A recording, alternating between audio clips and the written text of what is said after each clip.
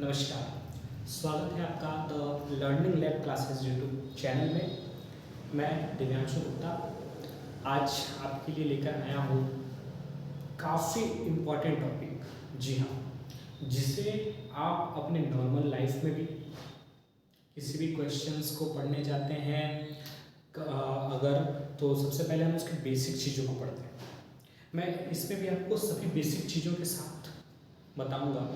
देखिए, अभी हम जो पढ़ने वाले हैं वो है न्यूटन के द्वारा बताए गए लॉज ऑफ मोशन। जी हाँ, न्यूटन के द्वारा जितने भी लॉज ऑफ मोशन बताए गए, न्यूटन ने 3 लॉज ऑफ मोशन बताए हैं जो कि हमारे एवरीडे लाइफ में भी और किसी भी इम्पॉर्टेंट टॉपिक में, जब आप कोई भी इम्पॉर्टेंट एग्जाम देने जाना चाहें, 9th में, 10th में, 11, 12, बीएससी करें, सब में इस टॉपिक को बहुत ही अच्छी तरह से हमें समझना पड़ता है, लिखना पड़ता है, पढ़ना पड़ता है। आइए देखते हैं कि ये टॉपिक होता क्या। देखिए, जैसा कि आपको पता है आज की जो क्लास है वो न्यूटन्स लॉज ऑफ मोशन पे डिपेंड है। तो इस क्लास में मैंने न्यूटन के फर्स्ट लॉ को कवर किया है और फर्स्ट लॉ को जानने के लिए आपको सबसे पहले ये जानना जरूरी है कि मोशन क्या होता है। देखिए, मोशन को कहते हैं हिंदी में गति। देखिए, गति का मतलब आपके मन में आ रहा होगा कि जब आदमी चलता है, मूवमेंट करता है, वही गति कहलाती है। जी हाँ, ठीक है। देखिए, गति होती क्या है, मूवमेंट, मोशन क्या होता है। मान लीजिए कोई ऑब्जेक्ट ये रखा हुआ है, एक ये ऑब्जेक्ट रखा हुआ है, वो यहाँ तक चला आता है।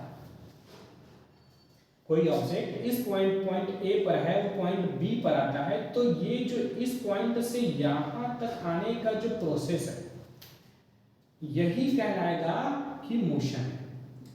यानी ये जो ऑब्जेक्ट है उसने पहले यहाँ पर था, अपने इस पॉइंट पर, अब वो ऑब्जेक्ट इस पॉइंट को छोड़ करके इस पॉइंट पर चला आया, यानी कि उसने अपनी पोजीशन को चेंज कर दिया।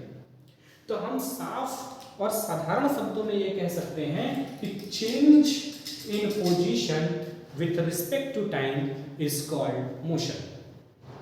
यानी कि समय के सापेक्ष अपने पोजीशन को बदलना मोशन कहलाता है, गति कहलाता है। देखिए, जैसे कोई अगर पॉइंट यहाँ है, कोई ऑब्जेक्ट इस पॉइंट पर है, पॉइंट ए पर, वो पॉइंट बी ऑब्जेक्ट जो है वो पॉइंट बी पर जाता है, तो यहाँ से ये यहाँ तक यानी अपने पोजीशन को चेंज कर रहा है, तो यहाँ से यहाँ जाने में उसे कुछ तो समय लगा होगा। तो जो समय लगा है, इसी समय के रिस्पेक्ट में जो इसने अपने पोजीशन को चेंज किया है, वही कहलाएगा कि उस ऑब्जेक्ट ने मोशन किया है, या वही उस ऑब्जेक्ट का मोशन कहलाएगा। उम्मीद है कि आपको मोशन और गति के बारे में हिंदी में और इंग्लिश में दोनों में समझ में आया होगा। अब आइए देखते हैं कि न्यूटन का फर्स्ट लॉ क्या कहता है। देखिए, न्यूटन का जो फर्स्ट लॉ है, जो उसे हम लॉ ऑफ इनर्शिया के नाम से जानते हैं। हिंदी में कहें तो लॉ ऑफ इनर्शिया को जड़त्व का नियम कहते हैं। जड़त्व का मतलब होता है जड़ से जुड़े रहना, जड़त्व। देखिए, इसको हम समझने की कोशिश करते हैं।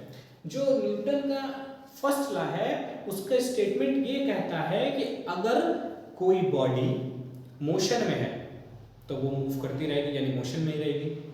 अगर कोई बॉडी रेस्ट में है, यानी एक जगह पर स्थिर है, तो वो रेस्ट में ही रहेगी तब तक जब तक कि इस पर कोई एक्सटर्नल फोर्स नहीं लगा दिया जाता। A body will remain in rest और a body in motion will continue in motion unless it is compelled by any external force to change its position। अर्थात अगर कोई बॉडी रेस्ट में है तो वो तब तक रेस्ट में रहेगी जब तक उसके ऊपर कोई एक्सटर्नल फोर्स, बाह्य बल नहीं लगाया जाता।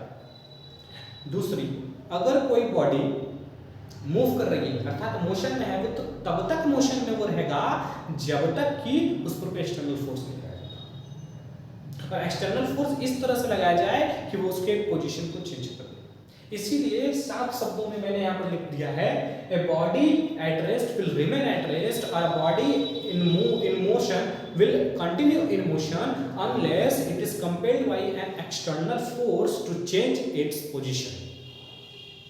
Very easy. देखिए इसके कुछ एग्जांपल्स हैं जो हमारे एवरीडे लाइफ में हम उसको फॉलो करते हैं, लेकिन हमें पता ही नहीं होता क्योंकि हमें नॉलेज ही नहीं है। देखिए जब आप किसी कार में या पैसेंजर बस में या पैसेंजर मतलब कोई चीज़ में बैठते हैं, वैन में आप बैठते हैं, वो गाड़ी जब तक खड़ी रहती है तब तक आप एकदम आराम से बैठे रहते हैं। जैसे ही वो गाड़ी स्टार्ट होती है, जैसे ही वो गाड़ी कार स्टार्ट होगा, वैसे ही आपका जो बॉडी होता है वो पीछे की ओर ऐसे झुक जाता है। पीछे की ओर आप क्या होते हैं, बैकवर्ड हो जाते हैं, बैकवर्ड फॉल हो जाते हैं। अगर कोई खड़ा रहता है, उसने पकड़ा है तो ठीक है, नहीं पकड़ा है तो पीछे की तरफ गिरने लगता है। इसका कारण यही है कि जब गाड़ी चलता है, गाड़ी है रेस्ट में, अब गाड़ी रेस्ट में है, आप उस गाड़ी में बैठे हुए हैं, तो आप भी, आपका जो पूरा बॉडी है वो रेस्ट में। आप गाड़ी अचानक से चलनी शुरू करती है, तो जब अचानक से गाड़ी चलती है तो जो आपका बॉडी है वो उसकी टेंडेंसी है, आपके बॉडी की वो प्राकृतिक स्वरूप है, टेंडेंसी है कि वो रेस्ट में रहना चाहती है।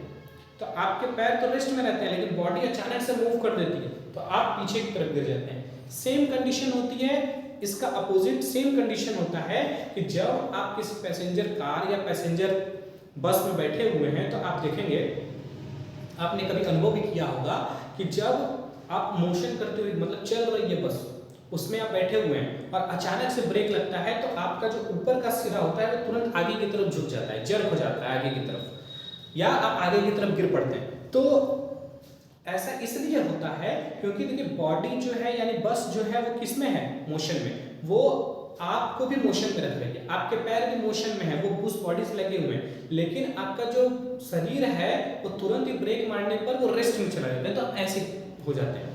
तो इस तरह से हम देखते हैं कि law of inertia, law of inertia काफी इंपॉर्टेंट है आपके लिए। किसी भी एग्जाम में, मल्टीपल्स एग्जाम में, चाहे कोई भी एग्जाम हो, उसमें इन सब टॉपिक से बहुत सारे क्वेश्चंस आते हैं, इसीलिए यह टॉपिक आपके लिए बेहद इंपॉर्टेंट है। मैं उम्मीद करता हूं कि आपको न्यूटन का लॉ ऑफ इनर्शिया या न्यूटन्स फर्स्ट लॉ खूब अच्छे से समझ में आया होगा। जय हिंद, जय भारत। आप हमारे चैनल को ढेर सारा सब्सक्राइब करिए, लाइक करिए, शेयर करिए। धन्यवाद।